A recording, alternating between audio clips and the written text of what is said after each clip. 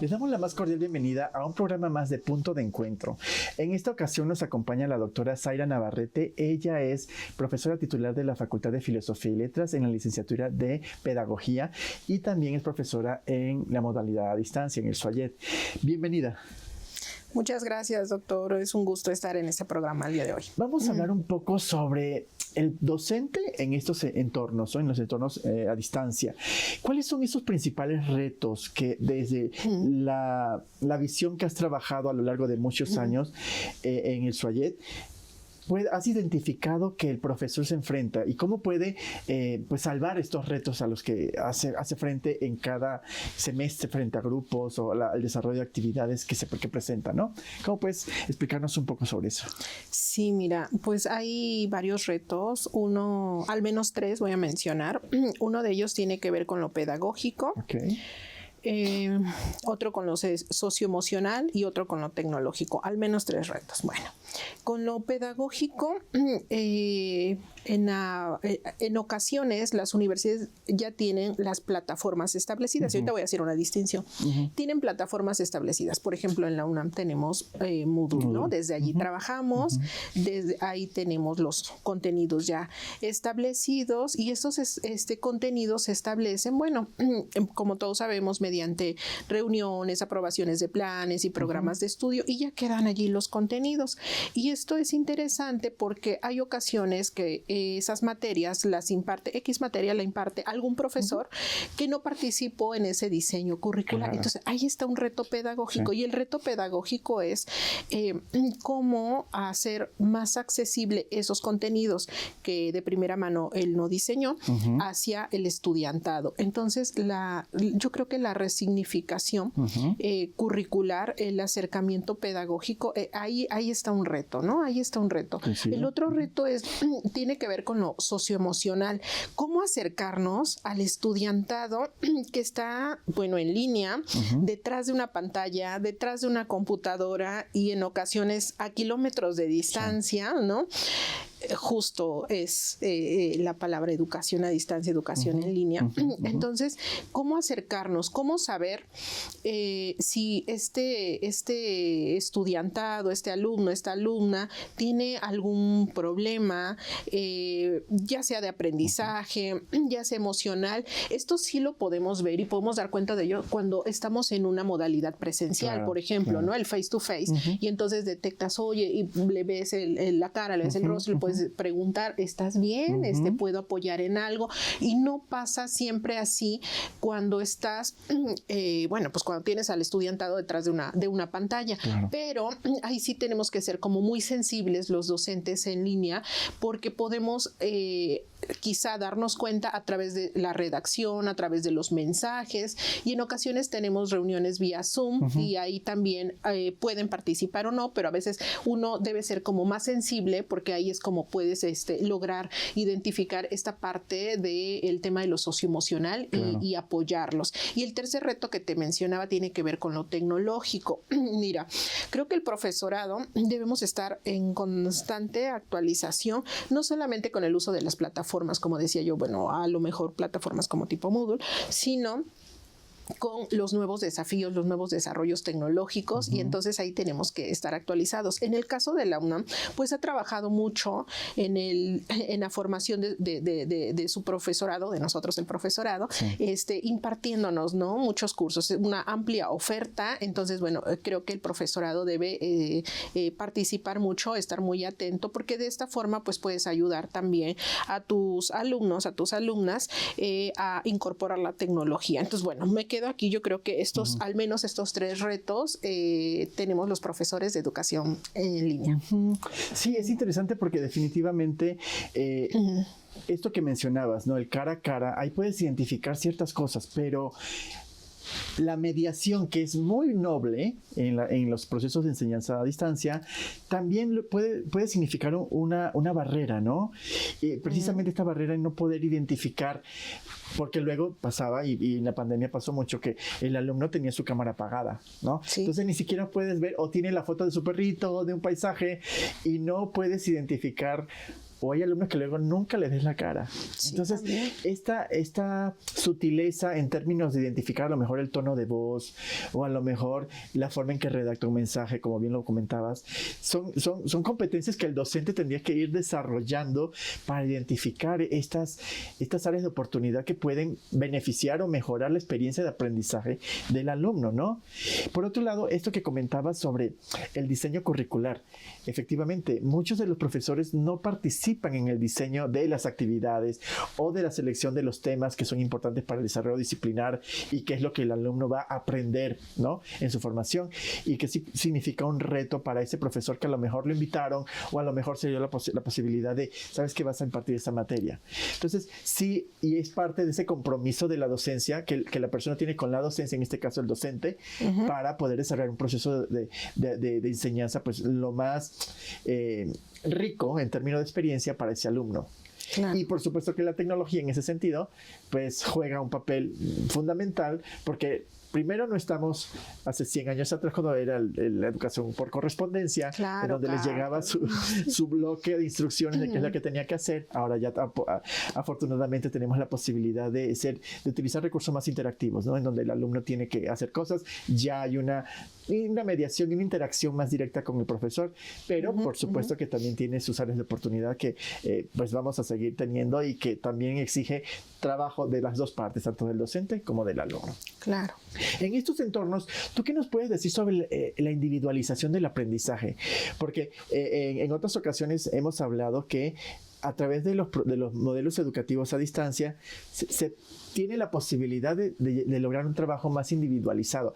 Yo ahí tengo mi opinión particular, pero creo que también depende de qué licenciaturas sean. Hay unas licenciaturas en donde la población es mucha y los grupos son numerosos, y hay otras licenciaturas donde tiene menor cantidad de alumnos, ¿no? También creo que va a depender de eso, como en la presencialidad. Creo que ahí como que no hay mucha diferencia, pero la individualización del aprendizaje, ¿cómo la verías tú en esos contextos? Sí, ciertamente. Mira, hay una parte que no cambia mucho. Por ejemplo, los estilos de aprendizaje, ¿no? Sí. Este tema que ha sido ya muy estudiado en la literatura educativa y desde la psicología también. Entonces, los estilos de aprendizaje, ya sea en modalidad presencial, abierta o a distancia, pues hacemos un estilo particular de aprendizaje.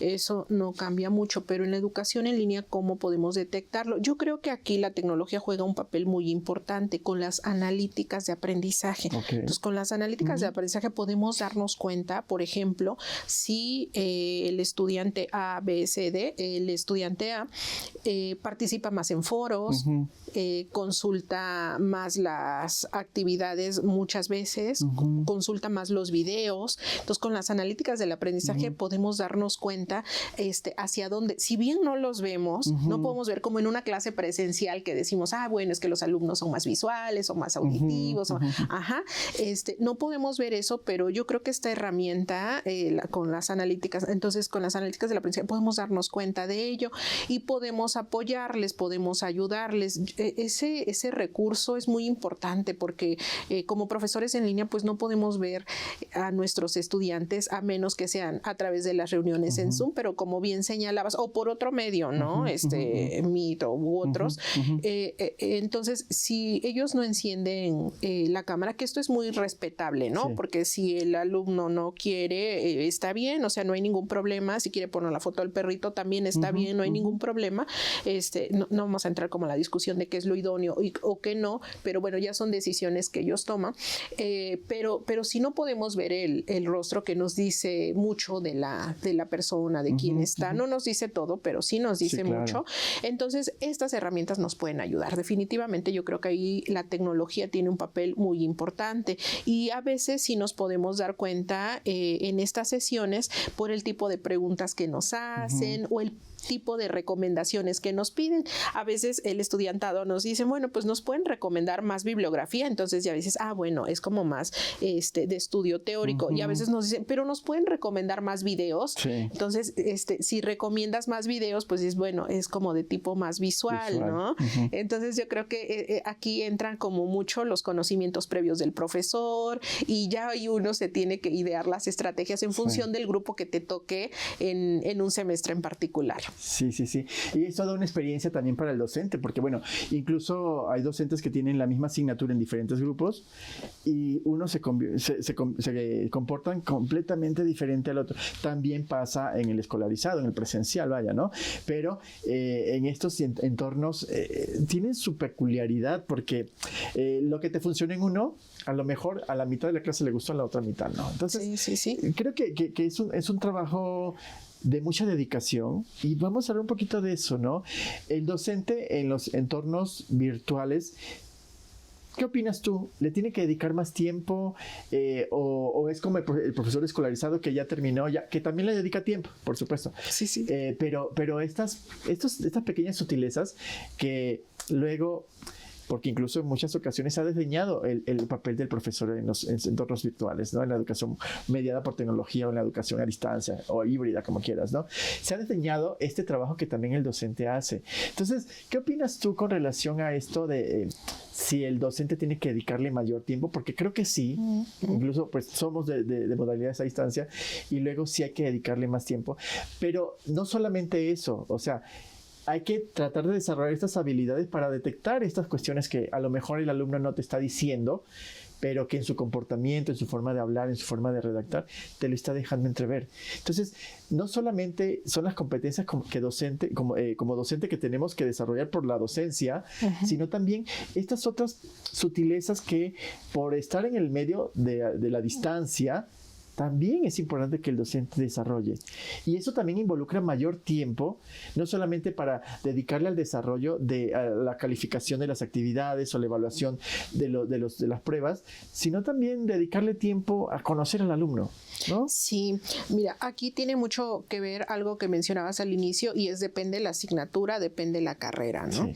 Eso tiene mucho que ver porque hay asignaturas, por ejemplo, estadística, pues que es más práctico. Sí, claro. Y entonces los resultados, ¿sabes cuáles son los resultados? Los resultados van a ser numéricos, objetivos, y ahí como que no hay mucho cambio. Entonces ese es un tipo. Otro tipo es cuando tienes materias, por ejemplo, de psicología, seminario de tesis, en mi caso es seminario de tesis 1 y 2, también fundamentos, pero bueno, voy a enfocar a seminario de tesis, por ejemplo, pues el alumnado tiene diferentes temas. Claro. Y entonces ahí sí implica más tiempo del profesor, porque tienes que comentar un tema específico por cada estudiante, y luego referencias específicas, buscar. En algunos casos puede ser que el profesor sea avesado en ciertos temas, pero en otros no. Entonces implica una búsqueda, ¿no? Una búsqueda más amplia para poder hacer recomendaciones, sugerencias, ya sea de bibliografía,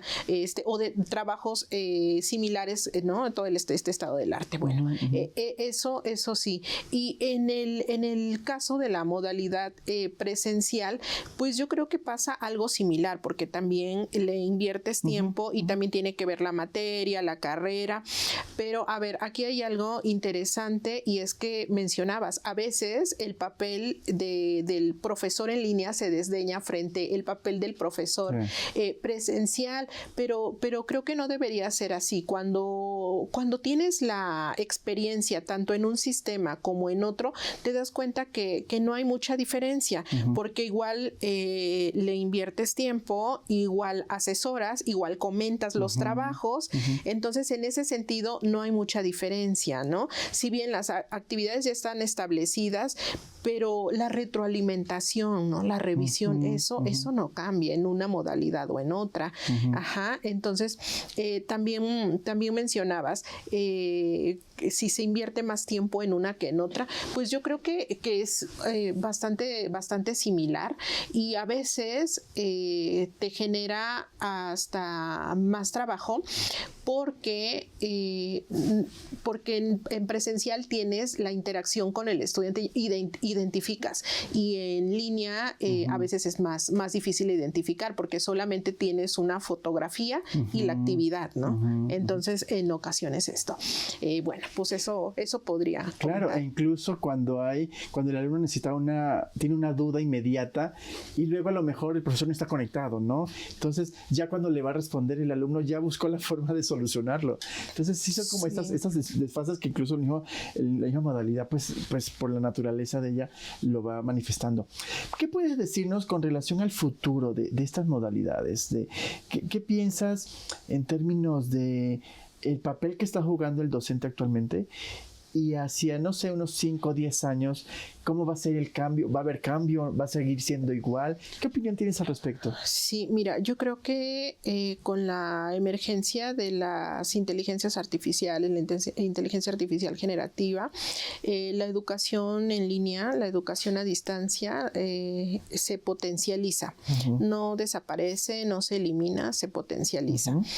Así es como lo veo. Veo a la educación en línea como una forma de inclusión, porque aquí hay algo muy importante. Los estudiantes, nuestro estudiantado de educación en línea, pues muchas veces viven en comunidades muy alejadas de la ciudad, comunidades muy apartadas. A mí me ha tocado, voy a poner un ejemplo, tener como alumnos a profesores, o sea, ya son profesores de educación básica, por ejemplo, y trabajan en contextos rurales. Entonces, contextos apartados donde no hay energía eléctrica, y ellos trabajan en esa comunidad, incluso con grupos multigrado. Entonces, van a la comunidad más cercana cada fin de semana, entran a la plataforma, descargan las actividades, las llevan de regreso a la comunidad, las elaboran, muchas veces las elaboran a mano, escritas a mano, ¿no? Esto es muy loable. Y regresan al siguiente fin de semana, cargan las actividades a la plataforma, leen la retroalimentación y continúan con sus actividades. Entonces, en ese sentido, creo que la educación a distancia pues es muy inclusiva, democratiza el conocimiento. Esto creo que no se discute. Esas son unas de las potencialidades de esta modalidad educativa. Y a los profesores, ¿cómo los veo? Bueno, a los profesores los veo como profesores que deben de formarse, de actualizarse, de estar en constante actualización, porque la educación a distancia ahora está mucho más vinculada con la tecnología que en ningún otro momento, ¿no? Entonces, así visualizo que no desaparece, que el papel del profesor cobra más importancia, cobra más relevancia, y que debe de actualizarse constantemente en los entornos digitales en los que nos movemos. Sí, totalmente de acuerdo. Y creo que también esta incorporación de estas nuevas tecnologías, la inteligencia artificial y la inteligencia artificial, y en particular la generativa, pues también viene a aportar su grano de arena para esta democratización de la educación y de la enseñanza, porque bueno, sí se socializa. La educación a distancia se ha democratizado, ha llegado el conocimiento y la formación a muchas más personas, porque incluso, no sé si lo has notado, bueno, tú debes saber más que yo, cada vez tenemos alumnos más jóvenes. Antes, la población con la que trabajábamos era generalmente gente de segunda carrera, o que no habían tenido la oportunidad en su momento de estudiar y estaban trabajando y se dedicaron al trabajo, y ya luego decidieron regresar a la escuela, y era una población generalmente mayor, que será 30, 40, 50 años. Hasta 60. Sí, exacto. Hemos tenido alumnos de esas edades.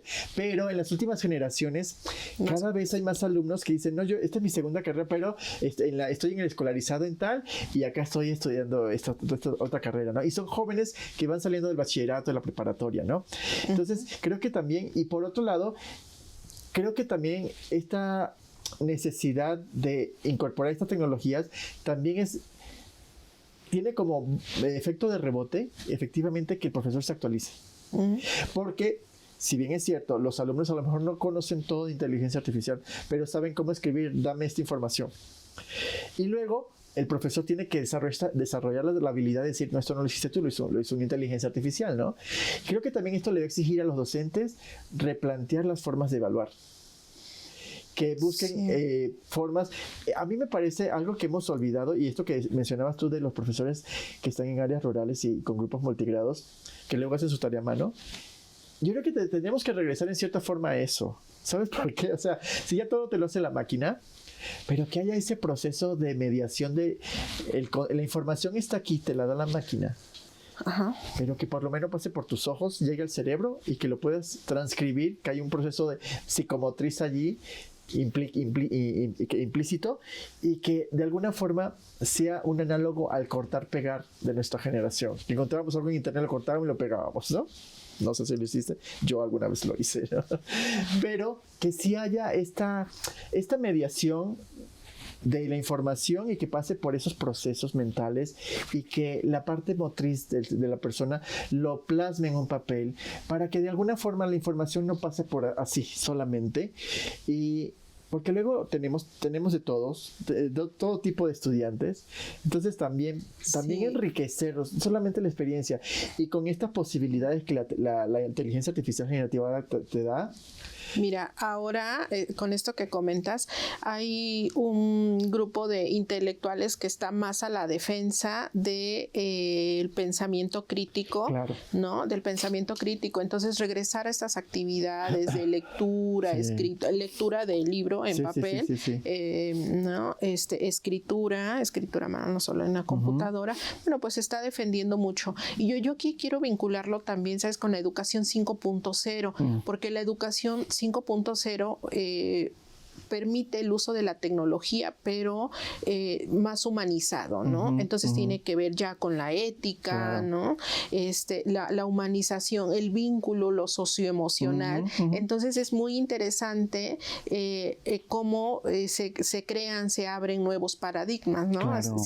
Estamos en una época, estamos viviendo el auge de la inteligencia artificial, ciertamente, pero también ya estamos pensando otras formas que no solamente son las inteligencias artificiales o generativas, sino también como conectadas y retomando lo humano. Esto es muy importante. Ya casi para cerrar, y voy a aprovechar que estás aquí, porque tienes unos libros que acabas de sacar. Me gustaría que hablaras una reseña de los dos que estuve en la presentación, y también de la red de educación comparada a la que perteneces, ¿no? Háblanos un poquito ya antes de irnos, porque me parece que es un tema tan interesante, ¿no? Ok, muchas gracias. Sí, con mucho gusto. Bueno, muchas gracias por estar en estas presentaciones de libros. Sí, conformamos una sociedad que se llama la Sociedad Mexicana de Educación Comparada. Hay 44, 47 sociedades de este tipo en el mundo, en los 5 continentes, y formamos un Consejo Mundial de Sociedades de Educación Comparada, y a su vez somos una ONG de la UNESCO. Bueno, en el caso de México, de la Sociedad Mexicana de Educación Comparada, algunas de las actividades pues son difusión, producción, editorial, etcétera. Bueno, son como nuestras funciones sustantivas. Me voy a referir al caso de las publicaciones. En este año publicamos 2 libros, uno que se llama justamente Ciberespacio y Educación. Entonces, bueno, y otro que se llama Aprendizajes Fundamentales para la Vida. En el de Ciberespacio y Educación abordamos pues estas herramientas tecnológicas que posterior a la pandemia posibilitaron, ¿no?, la comunicación, la interacción entre el profesorado, el alumnado y el desarrollo de actividades, ¿no?, escolares. Y en el libro de Aprendizajes Fundamentales para la Vida justamente abordamos más, pero ya desde la educación 5.0, los aprendizajes disciplinarios fundamentales, pero también la parte humana. Entonces, en esta ocasión, estos libros publicados en 2025 fueron una coedición con Grupo Magro Editores de Uruguay. Y pues bueno, están disponibles en la red y ahí los pueden encontrar.